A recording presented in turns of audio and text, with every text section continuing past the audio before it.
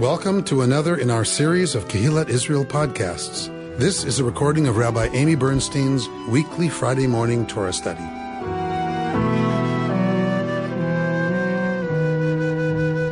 Like I said last time, this is why we read on the triennial cycle, because if I could get away with not having to teach this story, obviously that would be my preference. But we have to, and we have to confront it. We have to confront these texts. But more than that, as always, one of the things I love so much about being with you all is that I like to take the text back from how it's been interpreted. So you all are used to hearing this text presented a certain way. I'm not defending this story. I'm going to set it, as always, in its historical context, and I'm going to walk you through the text in detail so that we can try to get out what is this story really about from the Israelite author's perspective, not from our perspective. We'll get there. We'll get to our perspective. But we need to first understand, as always, Torah on its own terms. Torah in the world of the ancient Israelite people. What's going on here? And then we can have Carol Kleinman's going to have her reactions to it. That's fine. We all can. But what I'm saying is let's suspend anything we know about this story. Let's suspend anything we know about the word sodomy. Let's just forget anything we know because it's not true. Just like the Garden of Eden story, and I promise I'm going to show you in the text, it's not true that this is about sodomy. I don't care that this is where they got the word and where they made up the term from. I don't care.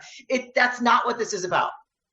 So if I say that, scratch everything you know about this story. What do we know about the historical setting of this story? All right.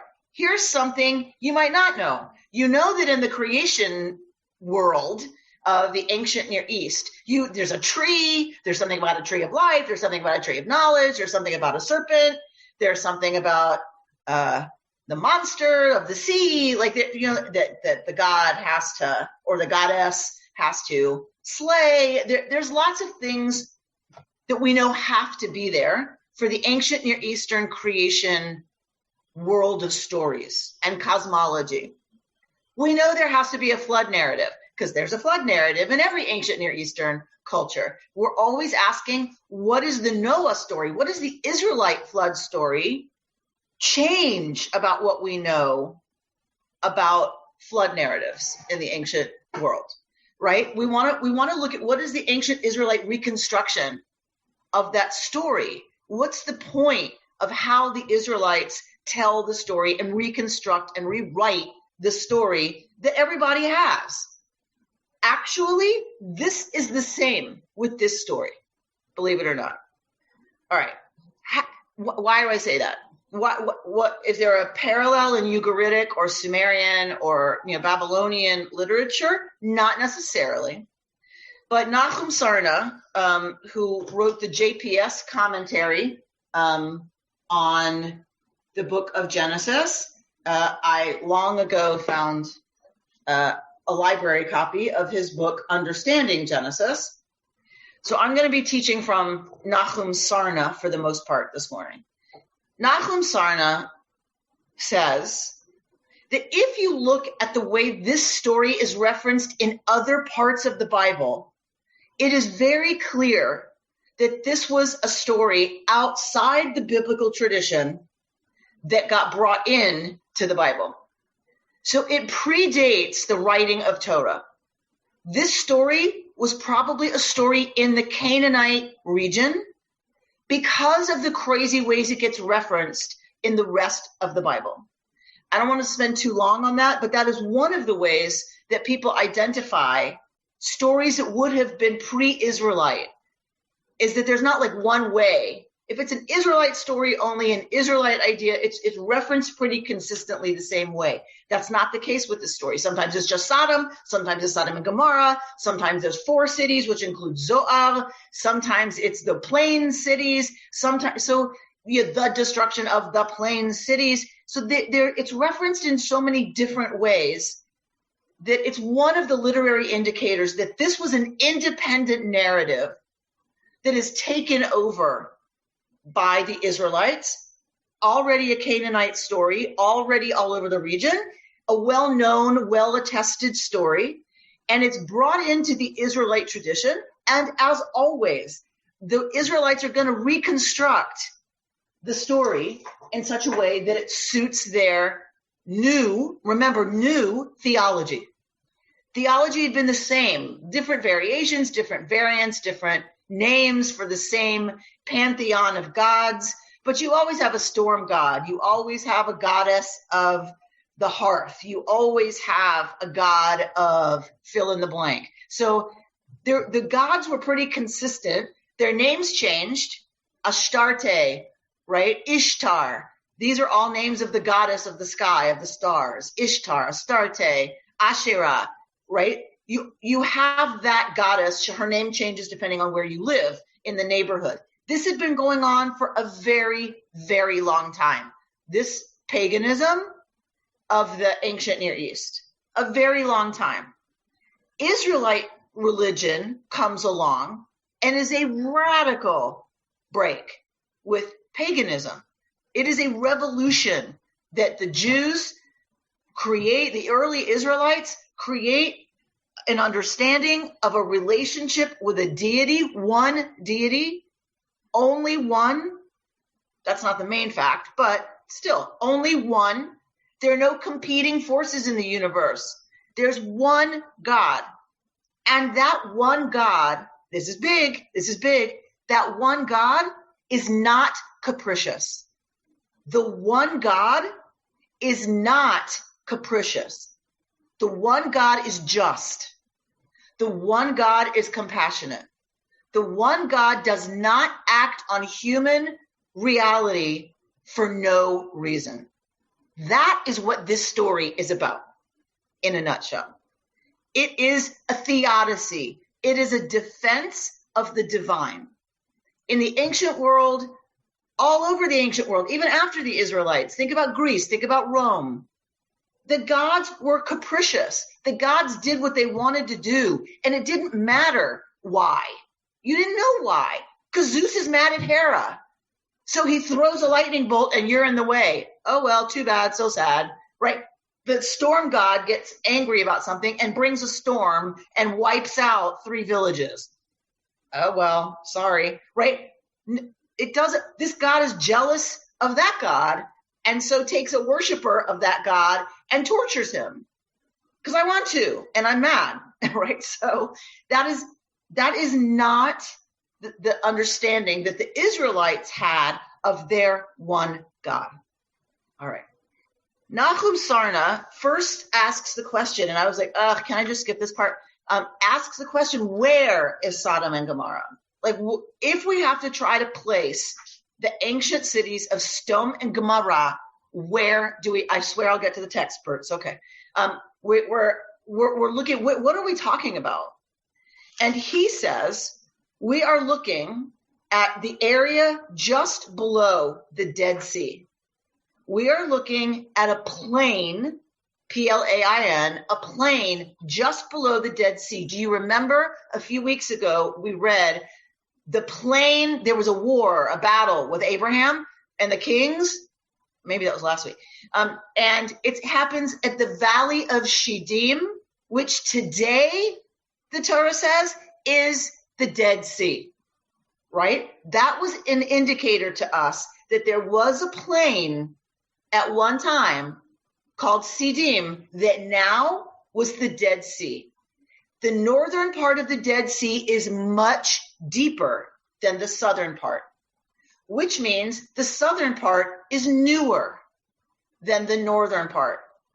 We have indications above the Dead Sea of cult sites, Canaanite cult sites that are large enough and fortified enough with enough material remnants that archaeologists have found to believe that they had to be sustained by a civilization that was wealthy enough and big enough to have this cult site, these cult sites up there on the hills above the Dead Sea. We have no indication of inhabitants up there, no indication of a city up there. So it must be that it was down in the valley that only Bedouins were up there, like going back and forth. Bedouins don't have permanent cult sites like that. So they were fortified to protect the sites from the Bedouins, right? So that when you had a major festival, you didn't have to worry about who was moving through there. You had these fortified cult sites. Yes, we know, Barry, it's very sad that the Dead Sea is drying up at the bottom part. And it's true that the maps don't really show that, but it's true. It's drying up for lots of reasons, industry, as well as changing climate. So there's no permanent settlement up there, which means that who funded those cult sites? Probably down in the valley. So in the valley, there were probably some major cities that are now gone, that were in the valley of Siddim, that are now gone. So the material relics that archaeologists found, I'm reading from Sarna now, presuppose the existence of a local civilization of which not a trace has remained. These cult sites must have been sustained by the populace of cities which once were situated in what is now the southern abatement of the Dead Sea. At some time or other occurred a great disaster that caused the waters of the Dead Sea to extend southward, completely submerging the entire inhabited area. What is most likely to have happened? We're going to look at the story. We're going to look at the narrative and see if we get any clues from that. But from the archaeological record, this happened way before the Israelite occupation, way before early Israel emerges in the region. So that means something catastrophic happened to those cities in the plain of Siddim, something absolutely catastrophic that caused the Dead Sea to move south and obliterate these villages. Either they were obliterated and the waters come in, or they just get drowned. But let's look at the story, because the story gives us some clues about what might have happened. So we're looking at chapter 19 of the book of Genesis. So we have two malachim. We have two angels arriving in Sodom. So remember that Lot, Abraham's nephew, said a few weeks ago, whatever, they needed to part ways because their animals were getting too numerous for them to stay together and feed them. So Lot looks down at the valley and sees amazing fertility and amazing vegetation, meaning there's a water source there.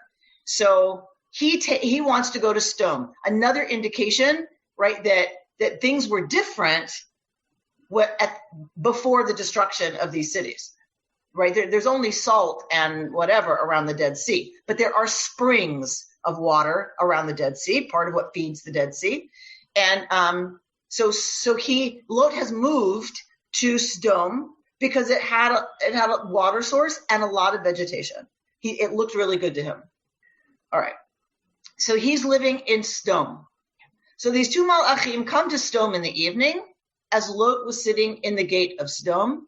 And when Lot saw them, he rose to greet them. He doesn't recognize them. And bowing low, his face to the ground. So two strangers are approaching the town in which Lot lives. In the ancient world, before even Israel, in the ancient world, before hotels, before you had a safe place to sleep at night if you're traveling, you go to a town, and it was the obligation of the town to host you as their guest. And still today, among the Bedouin, you get 3 days. If you show up at a tent, you get 3 days of hospitality. And once you are hosted by someone in that culture, you become under their protection, and they are to defend you against any kind of danger for 3 days, even to the extent of losing their own life.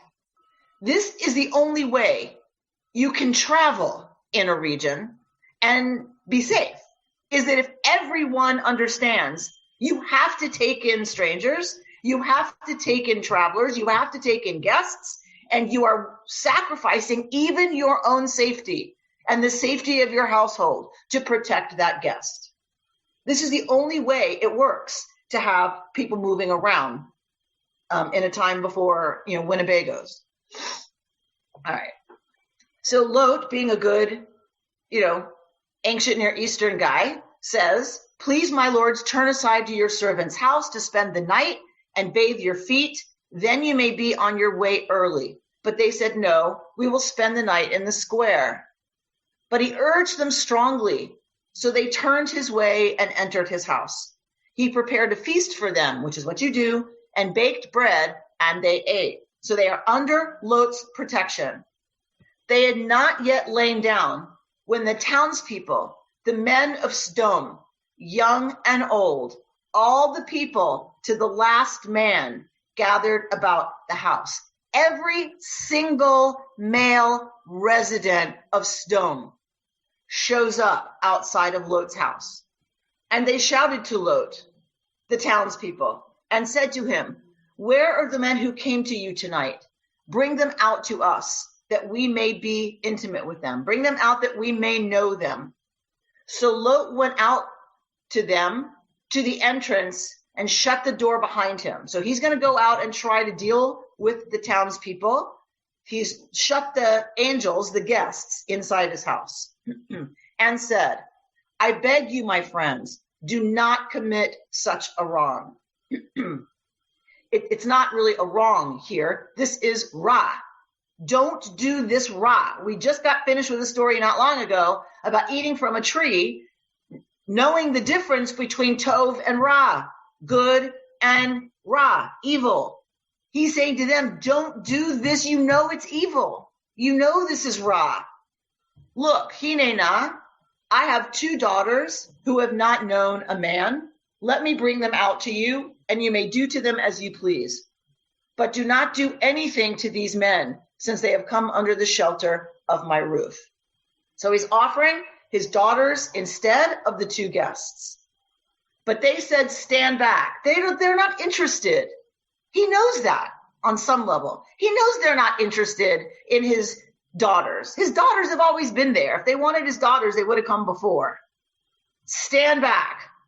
The fellow, they said, came here as an alien, and already he acts the ruler. Now we will deal worse with you than with them. Here's another clue to what's really going on in the story. Lot is not from Sodom. He's not a local. He does the right thing by bringing these strangers into his home and offering them protection. And when the people of the village say, give them to us, because we want to humiliate them and do terrible things to them for our fun, he says no, even to the detriment of his own household, his own daughters. That's not what they want. Look what they say. He comes here as an alien, and he's gonna now act like he's a big shot. He's gonna act like he's a macher. Well, we're gonna deal worse with you, Mr. Busy, than your guests. This is all about power and humiliation and control. That's what this story is about. But the men stretched out, and we're going to go back to it, don't worry. But the men stretched out their hands and pulled Lot into the house with them and shut the door. So the malachim are not afraid. He doesn't know they're malachim, but the angels are not afraid because they're angels, right? So they open the door, reach out, grab Lot, pull him back in, and shut the door. And the people who were at the entrance of the house, young and old, they were struck with blinding light so that they were helpless to find the entrance, right? So a miracle happens and they are blinded and they can't find how to get into the house. Probably also they're a little freaked out that they've been blinded, presumably. Then the men said to Lot, whom else have you here? Sons-in-law, your sons and daughters, or anyone else that you have in the city, bring them out of the place. So the malachim are talking now to Lot and saying, we're going to get out of here, and Who else do you have with you? Who else is part of your household, part of your retinue? Because we need to get them out of here. For we are about to destroy this place, because the outcry against them before the Lord has become so great that the Lord has sent us to destroy it. I want you to pay close attention to that verse. Pay close attention to that verse. It is not about this incident. Do you see that? We are about to destroy this place. Why? Look at the Hebrew, verse 13. Ki godla tsa'akatam et pnei yud-he-vav-he. Why are they going to destroy this place? Because the tsa'aka, the outcry, has come, a big one, has come before God. Those of you who have studied with me, those of you who have learned the Exodus story with me, do you remember? When is it that God acts to move to free the Israelites? Only once they let out a great tsa'aka, a great cry. The tsa'aka, you cannot translate this into English. A tsa'aka is an outpouring of suffering and misery from people who have been oppressed. In general, the poor and the weak, the orphan, the widow, right? God says, I will act the second a tsa'aka comes before me from the widow and the orphan. And who's God going to act against? You, Israel. So we see it all over Torah. The use of tsa'aka is the cry of the weak and the vulnerable, the poor who have been oppressed through Ra, through evil. This is why Sodom and Gomorrah are being destroyed. So Lot went out and spoke to his sons-in-law who had married his daughters, and said, and it's a curious thing, where were his sons-in-law? Were they outside with the mob? Every man to the last man was out there. They're not in his household. Where are they? Are they out there with everybody else? Okay, that's an interesting question. And said, up, get out of this place, for Yud-He-Vav-He is about to destroy the city. But he seemed to his sons-in-law as one who jests. Mitzachek. He seems like a mitzacheker. Do you remember this word? Mitzachek, like litzachek, to play. So we get this word with Yitzchak, and we get this word with Sarah, who sees that Esav is misacheking with, that Ishmael is misacheking with her son Yitzchak. Right? So this word we see all over the place in Torah. Usually it has some kind of sexual connotation. So we don't know, it often does, like with Rebecca, right? How does the king know that Rebecca is not Isaac's wife? He sees them misacheking on the roof, playing around. All right. So does it have that connotation here? We don't know. But jests is not a good translation at all. There's something else going on and being implied. Like, is he trying to manipulate them? Is he trying to trick them? Right? So it's not jests. They're not looking at him as a joker. They're looking at him like he's trying to mess with them. As dawn broke, the angels urged Lot on, saying, up, take your wife and your 2 remaining daughters, lest you be swept away because the iniquity of the city. So it looks like the sons-in-law did not make the cut. Still, he delayed, right? So the men seized his hand and the hands of his wife and his 2 daughters in God's mercy on him, and brought him out and left him outside the city. All right, this is for Carol Kleinman. Why is Lot saved? Is it because he offered them his daughters and protected the guests? No. Lot is saved because God had chemla, had a loving response to Lot himself. Why? Doesn't say he earned it. Chemla is not earned. Chemla is what the princess feels when she takes Moshe out of the basket and he's crying. Chemla is what she feels and responds and saves Moshe's life out of Chemla. That is what Yud-Heh Vav-Heh does to Lot. Why? Most likely because he's Abraham's nephew. He's Abraham's nephew. Why did God choose Abraham? We had this conversation. Why did God choose Abraham? We don't know. God loves Abraham. Period. You don't need a reason for chemla. It's not logical, chemla. The princess should have drowned that baby. Her father, the God, the king of Egypt, ordered it. She should have killed the baby. Why didn't she? Out of chemla.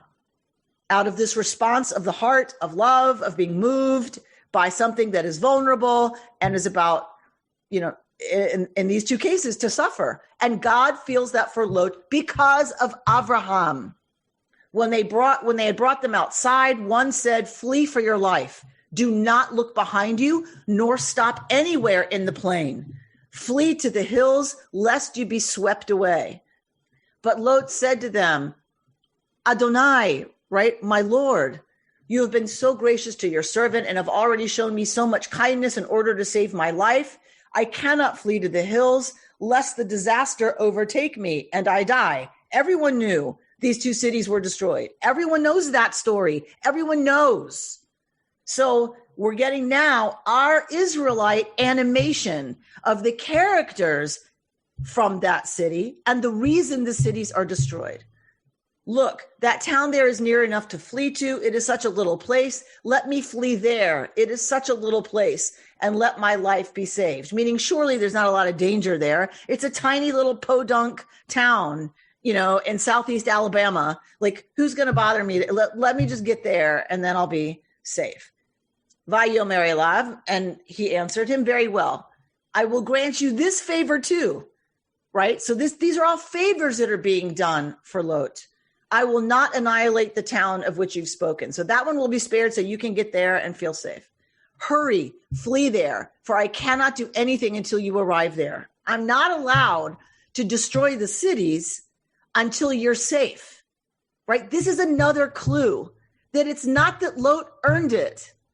It's that it was already decreed because of God's chemla that Lot could not be destroyed.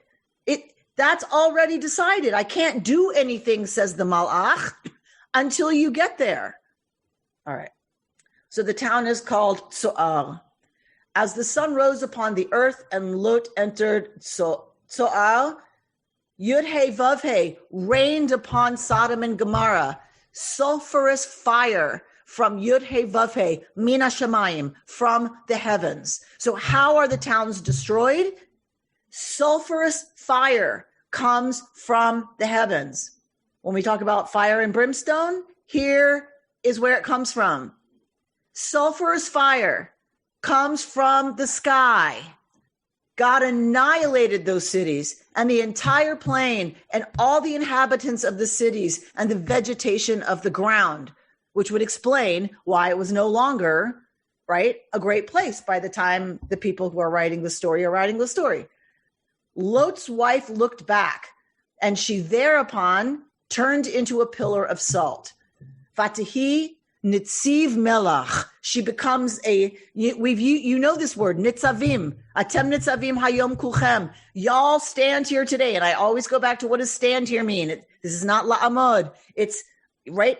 Atem Nitzavim. You are here like pillars. Remember, we talked about you erect a pillar. That's the word here. It doesn't say she turned into. All of a sudden, she's erected. Melach. She's a statue of Melach, of salt. Any of you who have been to the Dead Sea understand this image because you have seen salt formations at the Dead Sea. Most likely, there was one in antiquity that looked very much like the figure of a female, right? It would make complete sense When people said, wow, look at that. That looks an awful lot like a woman. Like, well, what could have happened? Right? So here's our story. Vayashkem Avraham baboker. Avraham does this because he is righteous, because he loves Yud-Heh Vav-Heh. He gets up early in the morning to do what he's supposed to do, right? This is when he's going to, in this parsha, the Akedah in this parsha, the binding of Isaac's in this parsha. When God tells him to sacrifice his son, Vayashkem Avraham baboker, he gets up early in the morning, rushing to fulfill the will of Yud-Heh Vav-Heh. So here we are again. Avraham gets up early in the morning, not because he's a morning person, not because he wants a little quiet time before the rest of the house gets up. No, he gets up to serve Yud-Heh Vav-Heh in eagerness. So he gets up early in the boker and he goes, El Makom Asher Amad Sham et Pnei Yud-Heh Vav-Heh. He goes to the place where he had stood at Pnei Yud-Heh Vav-Heh, before the face of the divine, and looking down towards Sdom and Gomorrah and all the land of the plain, he saw the smoke of the land rising like the smoke of a kiln. Remember that. Sulfurous fire from the sky and smoke everywhere. Remember that. This is important. Thus it was that when God destroyed the cities of the plain and annihilated the cities where Lot dwelt, God was mindful of Avraham and removed Lot from the midst of the upheaval. Carol Kleinman, do you hear this? God removes Lot because of Avraham, not because Lot did what Lot did. Because of Avraham. And God loves Avraham and spares Avraham's blood kin, his blood relation. In the ancient world, the child, the son of the patriarch's sibling, is sacrosanct. That relationship was a very close relationship, right? Other than your own kids, these would be the next generation people that you are closest to. And often they were like your own children. And many of you I know can relate to that, I'm sure. You know, you don't have just your kids, you have your nieces and nephews. Some people don't even have children. They have nieces and nephews. Remember, Avraham has been barren. He's not had, right? It's not like he has 12 kids, right? He had Yishmael with Hagar, and he had Yitzchak late, very late in life. Lot has been presumably like a son to Avraham. Lot went up from Zoar and settled in the hill country with his two daughters. He was afraid to dwell in Zoar, and his two daughters lived in a cave. I'm not sure how much I want to go through that next story. They think everyone's gone. They think everyone's destroyed, and they don't have children. Their husbands didn't make it, and so they seduce their father while he's drunk, and they wind up having children who become nations in the area. So a rather insulting ancestor story for the peoples who come from that story. Okay, but I don't want to go to that story. I want to stay with our story. One hard text is enough for the day. All right. If you have two cities that have been obliterated, and that has been the Canaanite understanding, because it happened. Let's say it happened. That something catastrophic happens, destroys the cities of the plain, and the Dead Sea moves south. What could have happened? What are the possibilities that could have geologically changed the nature of that plain so dramatically? We know Israel is on the Syro-African rift, right? We know this. If you know anything about Israel, you know that it's prone to earthquakes. This is what has destroyed so many cities in Israel. We've had this conversation a few times, right? That what often happens in Israel is that things are destroyed not by war, but by earthquake. Mehmet's asking about volcanoes. We don't even need a volcano. Often with earthquake comes lightning, which would be what? Oh, fire from the sky. Lightning often happens with an earthquake. when you go to the Dead Sea and when you talk about sulfur, it's already there. Sulfur, anybody been in the Dead Sea? Right? It smells like rotten eggs, right? Because of the sulfur. The other thing that's there is bitumen. However you say that, bitumen, bitumen, right? Which is, people, flammable. There is sulfur, there's bitumen, and there are other things in the Dead Sea that are flammable in that area. So if you have fire from the sky with a major earthquake, it is very likely that things caught on fire. And if you think that's a stretch, then I don't know what you're doing in Southern California, right? Like, what do we get worried about? What do we get so freaked out about here when it's too dry for too long and the Santa Ana winds come, right? We are scared to death that lightning is going to, and it does, it strikes all the time. It strikes the ground. What we're worried about is it's going to strike something that ignites. And when that happens and you have the perfect conditions for it, you have a massive fire. Massive, right? Those of us who lived through how many of them, right? Massive amounts of fire and massive amounts of smoke. That's what we saw Abraham see. He sees smoke on the plains, filled with smoke. Okay, well, what does that mean? It means these cities were on fire, is what it means. So massive earthquake, massive geological shift, destroys, they didn't have high rises, but like destroys things. Water, presumably, it is going to start moving. But before that, things are on fire because fire came from the sky and boom, right? Blew up these cities. This is the description that we have.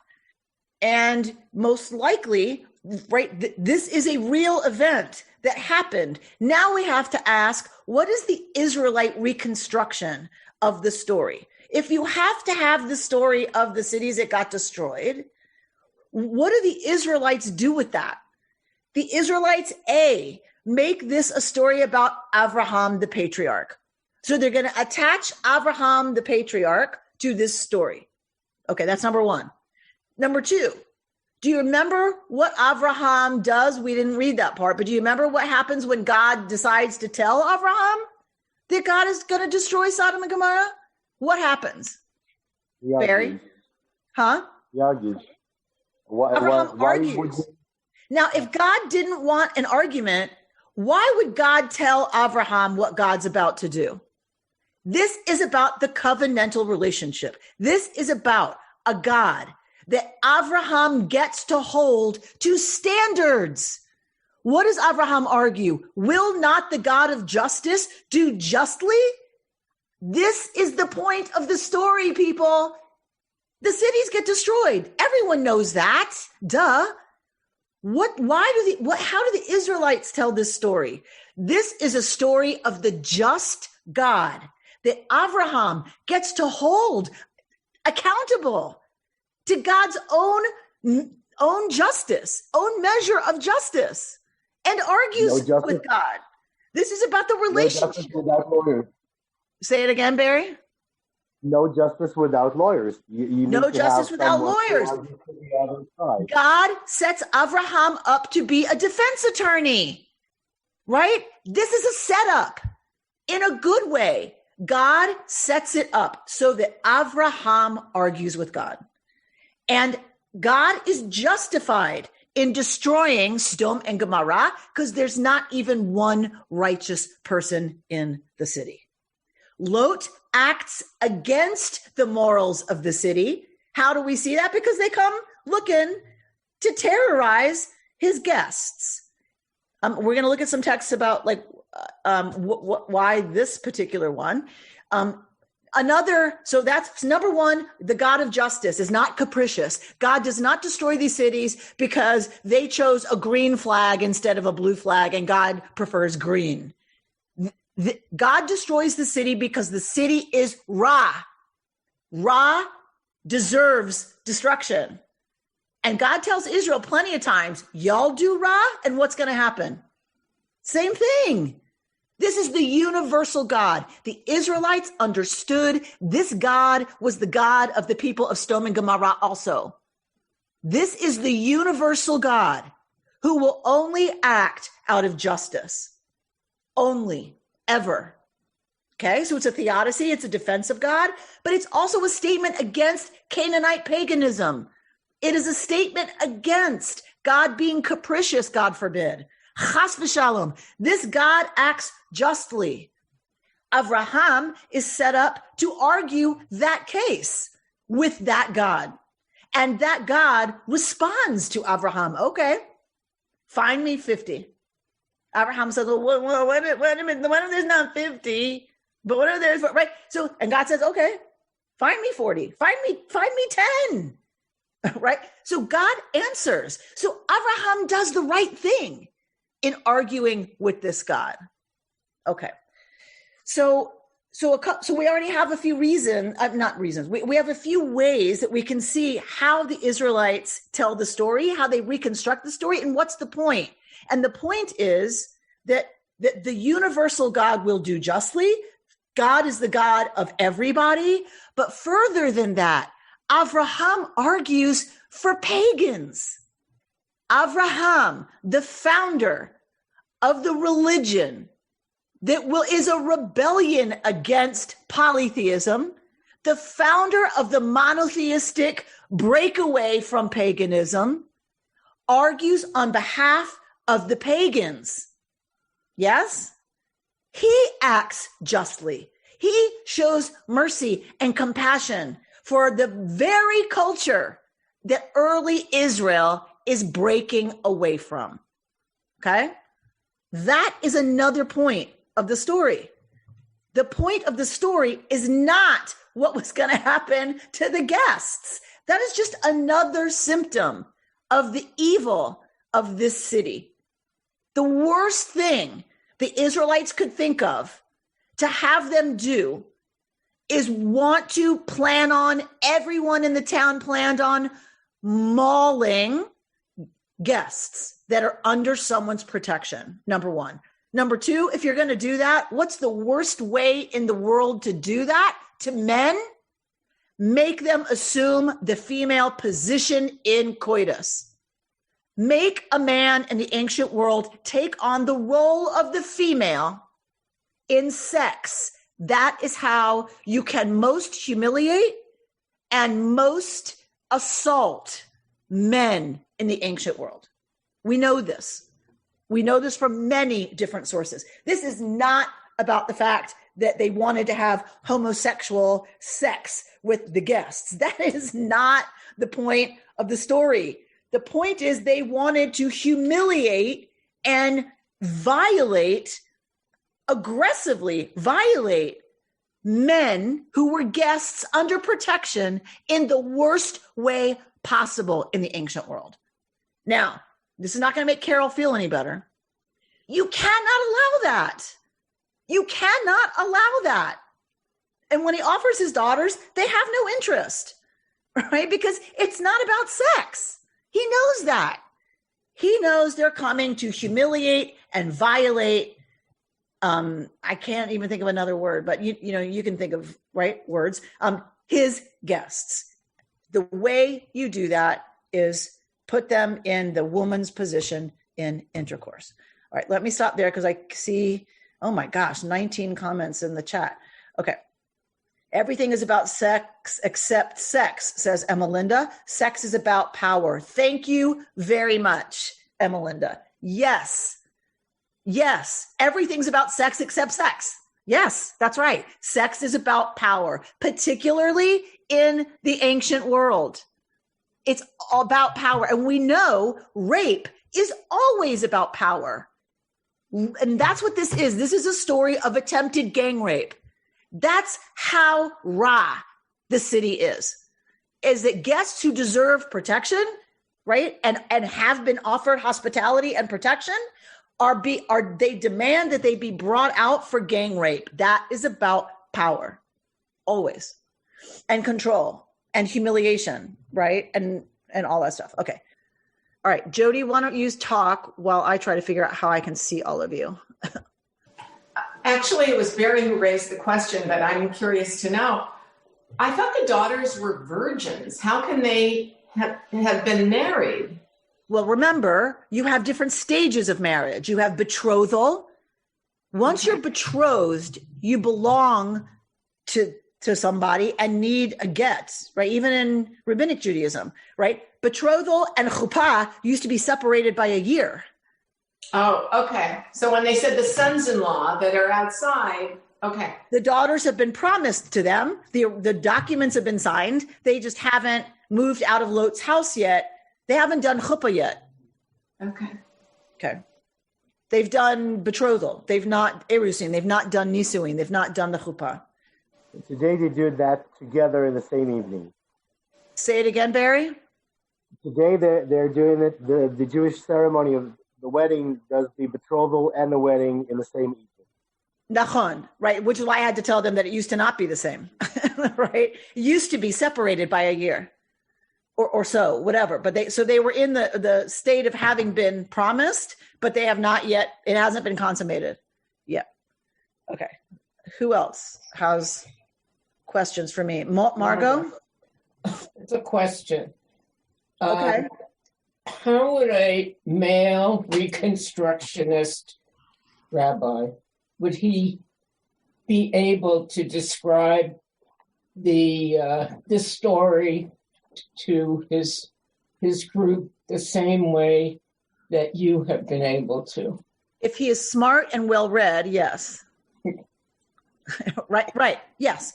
This is how we were taught Torah in our seminary, and how to teach Torah. Well, it's how we were taught Torah. How people teach is up to them. But the whole point is to know the background of the text in its context. Yes, we had to read and learn and know the ancient Sumerian, Akkadian, and Ugaritic myths. We had to know and read the flood story from Ugarit and Sumer. We had to know those, because otherwise you can't know Torah. If you don't understand the literature of the ancient Near East, the laws of the ancient Near East, the language used in the legal text of the ancient Near East, you cannot appreciate or understand Torah without understanding all of that. Right. And then, of course, you want to bring the interpretation forward, which we're going to do about Lot's wife.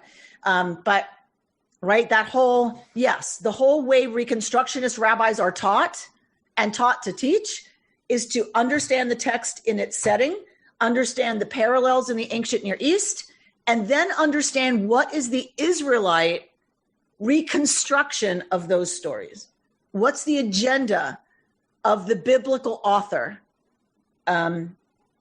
Because otherwise it doesn't really make a lot of sense. It looks like it drops out of nowhere. And that's not fair to the text. And it's not fair to the student, right? Because otherwise you're just like, what? Like who would write this stuff? Well, if you have destruction of 2 cities on the plain that blew up, you have to ask why. Why did they get destroyed? Who destroyed them? The gods? Well, that's the story in the ancient world. Well, Israelite story is, not the gods. The one just God destroyed those cities because they were Ra, because they were evil. There is a moral point to our story that did not exist in the pagan world. This is a monotheistic moral story.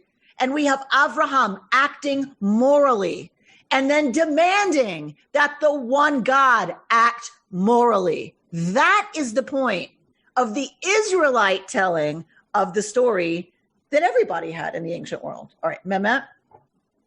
We all know that this whole chapter is being read from the perspective of condoning homosexuality from all sorts of Orthodox circles. either it is Judaism or Christianity or Islam. They all look at the same from that perspective. When did Near Eastern cultures start condoning homosexuality? Wait, so condoning means to support. I think you mean condemning. Yeah, sorry, condemning. Yeah. Okay. Yeah. So when did the ancient world condemn homosexuality? Early, because men would not put themselves in the position of women, right? Heteronormativity was assumed in the ancient Near East. There were people who were exceptions to that. So you could have cultic people who were exceptions. Some acts of homosexuality were tolerated in the cult as part of, the religious rites, but and a gender crossing figure, right? So a shaman who could do gender violating dress, behavior, whatever. So sometimes a homosexual sex act was okay there. But in general, heteronormativity is just assumed in the ancient Near East. I don't know earlier than that. I don't know the region earlier than, let's say, the Bronze Age. I don't really know what would have happened. I don't know that we have a record even. But like, as we know, later cultures were fine with it, right? Greece was fine with it, right? So it doesn't stay the case. And so actually it goes from condemning to condoning, right? That region goes from condemning homosexuality to condoning it in some way.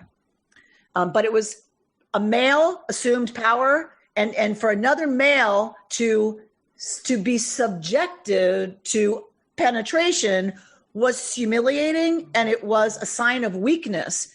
And so that is why we see in Leviticus, a man shall not lie with another man as he lies with a woman. You don't play the role of a woman. That's the violation. That's the problem, not the sex act. Right? What about female to female love? Any indication about that I asked this texts? question in yeshiva high school. When I was in yeshiva and I was like 16 and already with girls, I said, excuse me, what about if there is, I said, well, what about women? Right? It only says a man shall not lie the lyings of a woman with another man. Well, what about women? So the rabbi choked on his spit, turned absolutely purple. Well, Rachel, my Hebrew name, Rachel, it's real. And he could barely get out the words, and finally says, with women, Rachel, you have to understand, with women, there's no penetration. And I said, really? So that's the only thing that's about it. So that's the only issue. From an Orthodox perspective, the answer was there's no penetration, so it doesn't really matter. And of course, I wanted to raise my hand and go, that's not exactly accurate, but it wouldn't have mattered, because the point is the only penetration that matters is one with a penis, right? That's the only penetration that the system cares about, is that with a penis. But in rabbinic law, later I learned, in rabbinic law, women are not allowed to have sex with other women. You ready? Why? It's unseemly. One shouldn't allow one's wife to have sex with other women because it's unseemly. It's just not done, right? So there is no prohibition on women having sex with women. You want my opinion about why? Because the rabbis don't care. The patriarchy didn't care. What women do with women, who cares? Good for you, gals. Right? Knock yourselves out. Whatever.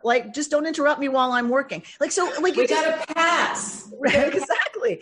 So I really think, truly, I believe it's because it just didn't matter. There's no need to prohibit it. It's not dangerous. Who cares? Right? Women aren't important enough. Right? Women's sexuality is only important and consequential when it's about another man having access to the sexuality that a man controls in a woman, the father, the husband, right? Then it's a problem. right? Her sexuality is an issue only when it can be encroached upon by another man. Otherwise, women's sexuality, like, who cares? Rabbi? Yeah. And here I come. It seems like women, they don't really care about women, except as baby makers. I mean, okay, I'll go along with your, his daughters and the whole that kind of thing, but they and the business about turning his wife into a pillar of salt, it just feels like women were Handmaid's Tale people. Okay. Yeah. Okay. All right. Rabbi? Sure. Barry? I seem to remember something that gay women aren't allowed to marry a priest from the Talmud or something. I don't think there is such a term, gay women. There's not such a term. There isn't such a term. They call them misolelut. They call them what? Misolelet. Maza misolelet? A woman who lies with other women. I'd have to check. I don't know. I don't know that source, and I don't know that term. There's stuff stuck in my memory. I don't know. Yeah, so I don't know. But let's say it's there, and let's say that's true. It's not gay. It can't be. It can't mean that. They didn't understand gay. There was no such thing. Maybe it's misolelet, women who fondle other women, whatever. It's unseemly. You don't want a priest marrying somebody who routinely does things that are unseemly, right? That would make sense to me if that's what's there. But they do not have a concept of gay or homosexual in the rabbinic literature. There's not a classification, right? It's all about behavior. Maybe a Kohen is not allowed to marry someone who's been known to do this behavior. That's very possible because you wouldn't want that, right? The priest's wife, really? Yeah. Right? All right. I also remember my high school teacher who was ultra Orthodox, and he said, "Okay, now I have to teach you something because I work for the Ministry of Education about the Ugaritic myths and stories, etc. But I only do that because I'm an employee of theirs. So I don't really want to teach this, but I have to, kind of thing? I have to, yeah. Yeah, believe me, my rabbis didn't want to talk about it either. All right, okay. Does it have to do with spilling seed? Does what have to do with spilling seed, Dana? A man with a man, they don't appreciate it because, it's a waste of seed. Well, so certainly that's part of heteronormativity, right? Intercourse is for procreation. So I'm sure it's not unrelated.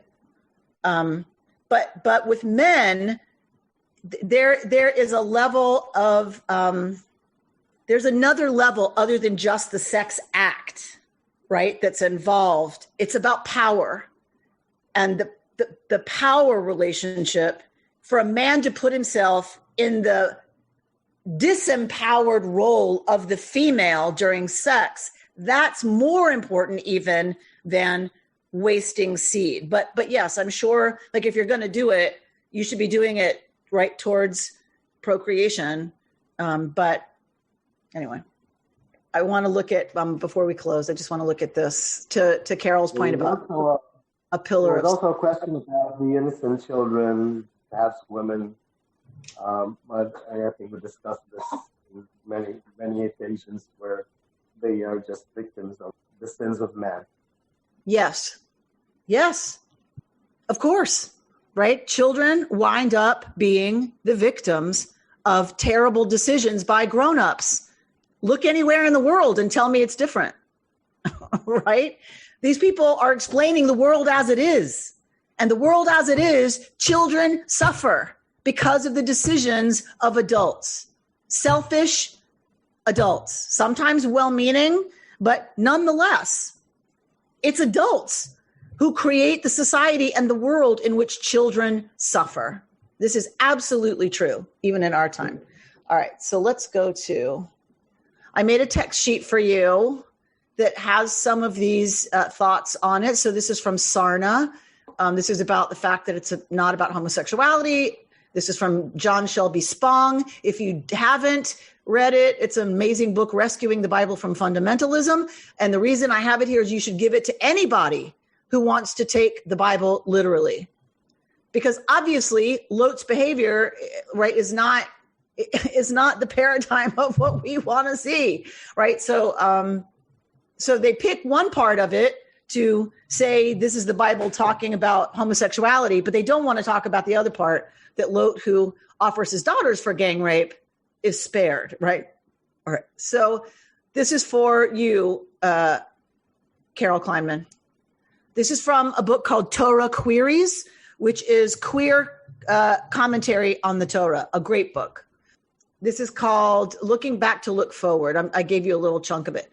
I am struck by Lot's wife act of looking back, which still calls to my mind the value, the centrality of such an act in and for Judaism and Jews, the act of looking back.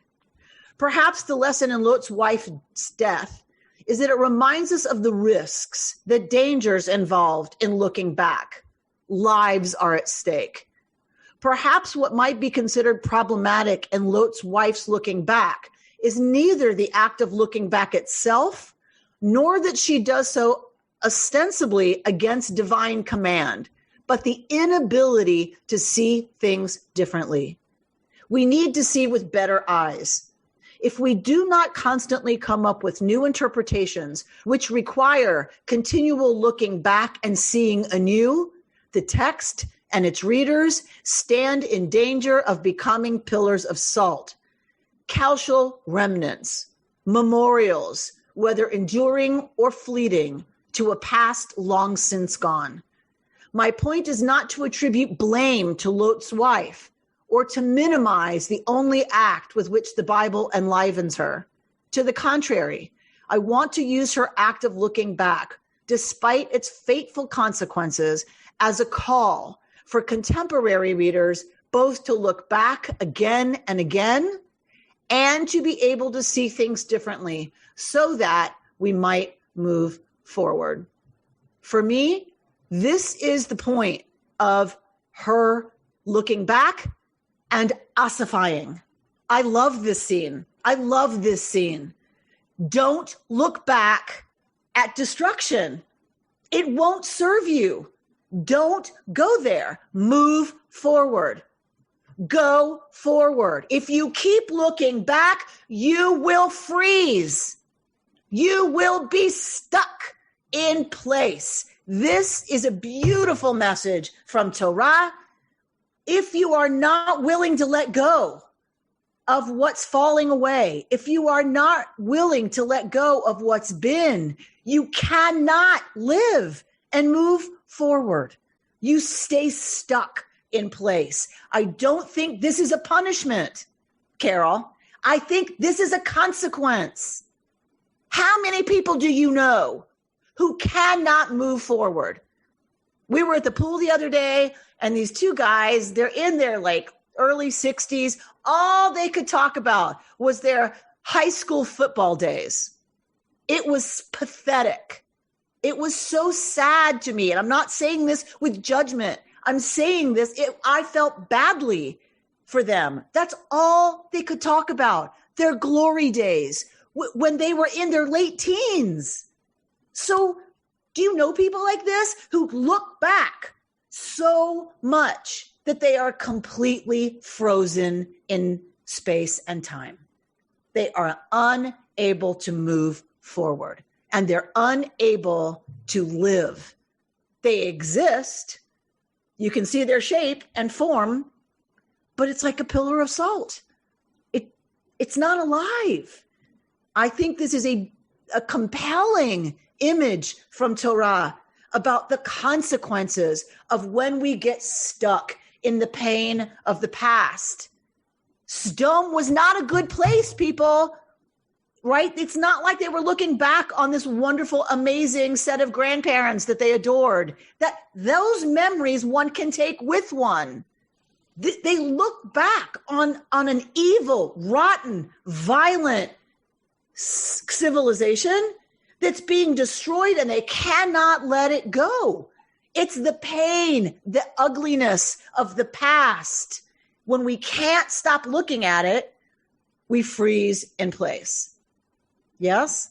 They couldn't let it go. Now, I get it. That's where they grew up. It's all they knew. But guess what? That's the case with most of our pain. I don't know about y'all, but the pain that I carry that's the worst is the pain that I got from people who loved me. People who loved me. We have to be ready to let it go. Doesn't mean we don't feel, doesn't mean we don't remember. But if we keep looking back, we freeze in place. That is not what we want, but that's the truth. That's the world we live in. You've been listening to Rabbi Amy Bernstein's Friday Morning Torah Study from Kehillat Israel in Pacific Palisades, California. For more information, go to our website, www.ourki.org.